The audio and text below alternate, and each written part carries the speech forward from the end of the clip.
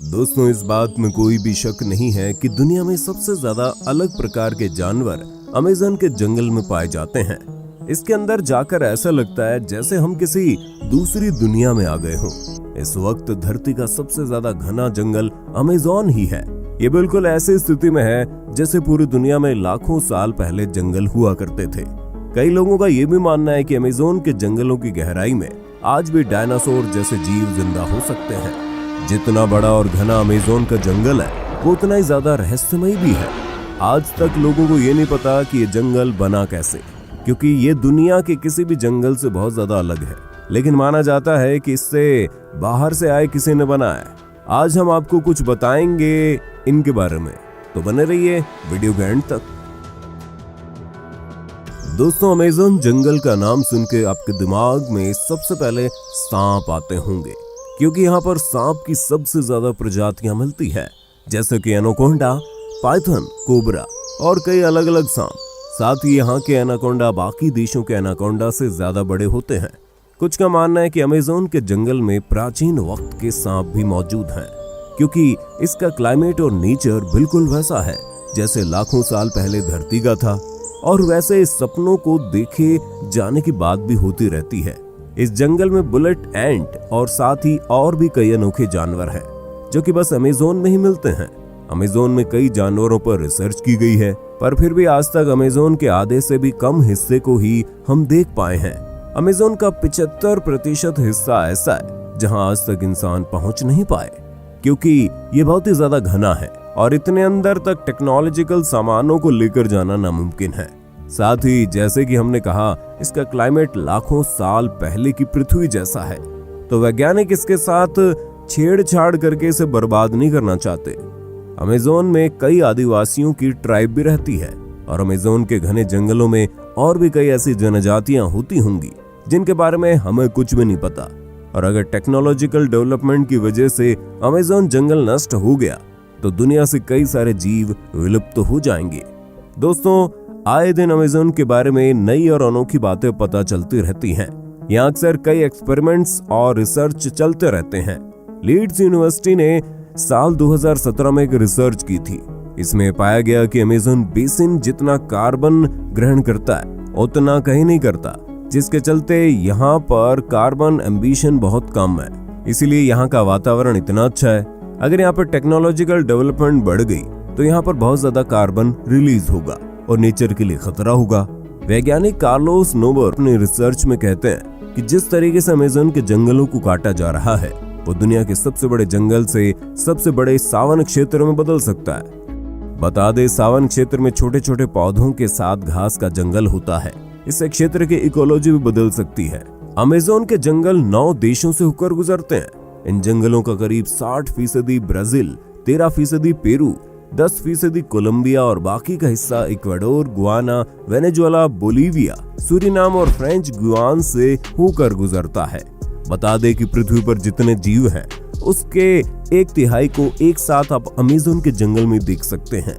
यहाँ 390 अरब पेड़ हैं, जिसमें 16,000 से ज्यादा उनकी प्रजातियां हैं।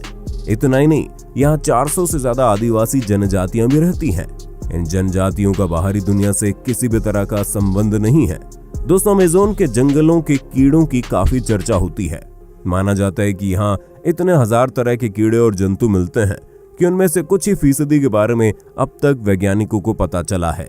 यहाँ की बुलेट चींटियां भी बड़ी खतरनाक होती हैं। देखने में छोटी होने वाली इन चींटियों के डंक को जहर की तरह खतरनाक माना जाता है। कहा जाता है इनके काटने पर गोली लगने जितना दर्द होता है। चींटियों के बाद यहाँ की मकड़ियों की चर्चा होती है। यहाँ 3000 से ज्यादा मकड़ियों की प्रजातियां पाई जाती है, जिनमें ज्यादातर जहरीली होती हैं। टैरेंटुला मकड़ी को सबसे खतरनाक माना जाता है। इसके बाल भी इतने खतरनाक होते हैं कि आपकी आंखों में पड़ गए तो शीशे की तरफ उसे फोड़ देंगे। अब इतने कमाल के जानवर बस यहीं रहते हैं, तो इस जगह के बारे में कुछ खास बात तो होगी ही। देखा जाए तो कुछ नहीं, बल्कि बहुत खास बात यह है कि अमेज़न जंगल किस तरीके से बना है। ये जान के आप चौंक जाओगे, क्योंकि आप कह सकते हो कि अमेज़न जंगल जिस तरीके से बना है, उसने आधी पृथ्वी को तबाह कर दिया है। दरअसल हाल ही के कुछ स्टडीज में पता चला है कि डायनासोर को मारने वाला एस्टेरॉयड एक नए नियो ट्रॉपिकल जंगल के निर्माण के लिए जिम्मेदार है।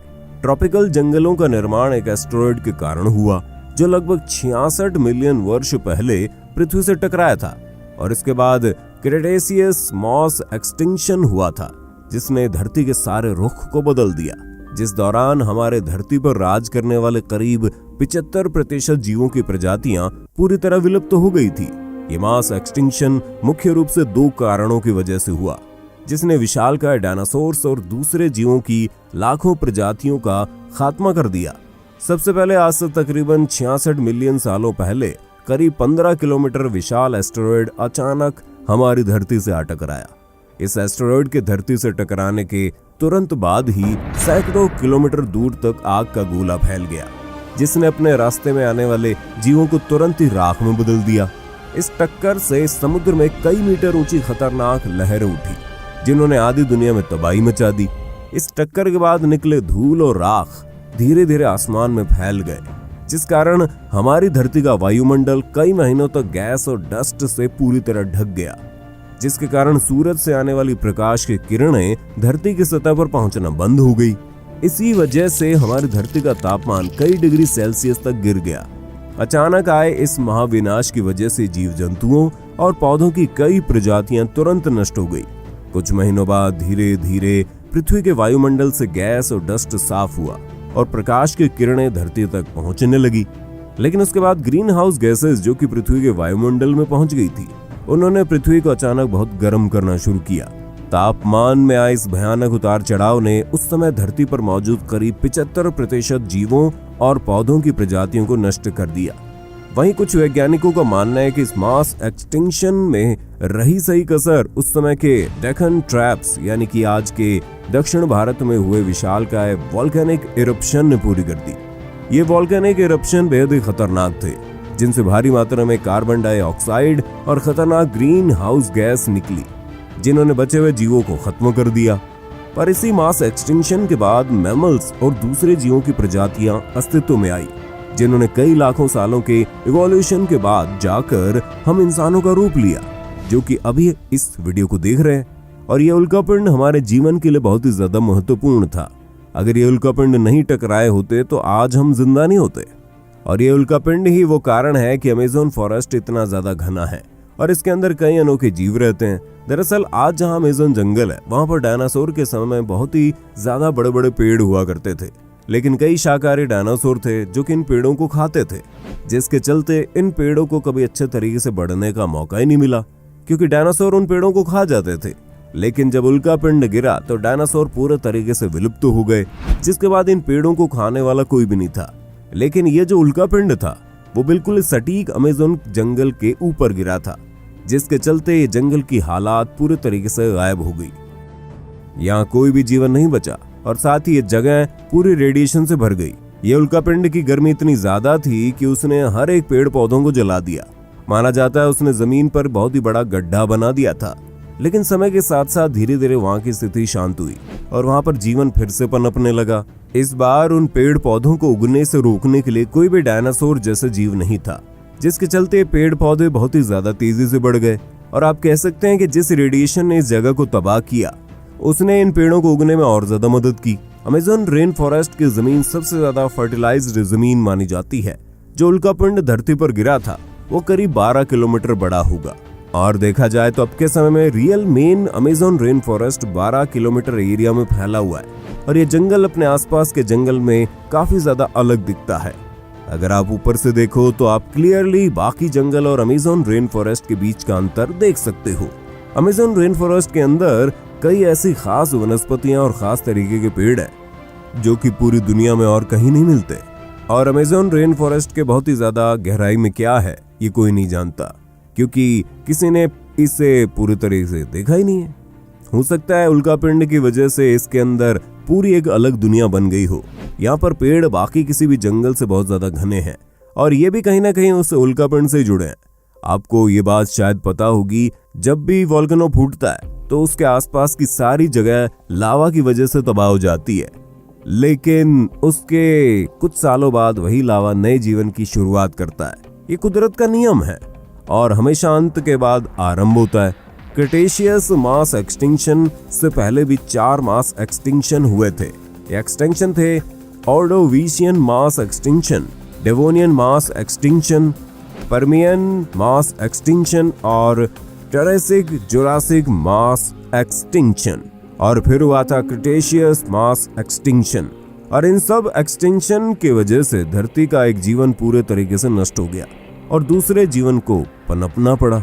बिल्कुल वैसे एक वक्त आएगा जब इस धरती से हम सारे इंसानों का नाश हो जाएगा और फिर कोई दूसरा जीवन आएगा और वो होगा सिक्स्थ मास एक्सटिंक्शन। और देखा जाए तो हम इंसान बहुत ही ज्यादा तेजी से एक्सटिंक्शन की तरफ बढ़ रहे हैं। जैसे कि जिस जंगल की हमने बात की यानी अमेज़न जंगल, इसे बहुत जल्दी से काटा जा रहा है और साथ ही आजकल फॉरेस्ट फायर भी बहुत जल्द हो रही है। नेक्स्ट मास एक्सटिंक्शन कभी भी हो सकता है और ऐसा भी हो सकता है कि ऑलरेडी शुरू हो गया हो। वैसे ही एक बोनस फैक्ट है कि एक ऐसा जीव है जिसने सारे मास एक्सटिंक्शन को सरवाइव किया है। उस जीव का नाम है ट्रेडिग्राडिस। तो बस यही तो आज का वीडियो था। अगर आपको ये इन्फॉर्मेटिव वीडियो पसंद आया तो वीडियो को लाइक कर देना। ऐसे ही अनोखे वीडियोस देखते रहना चाहते हो तो चैनल को सब्सक्राइब भी कर देना।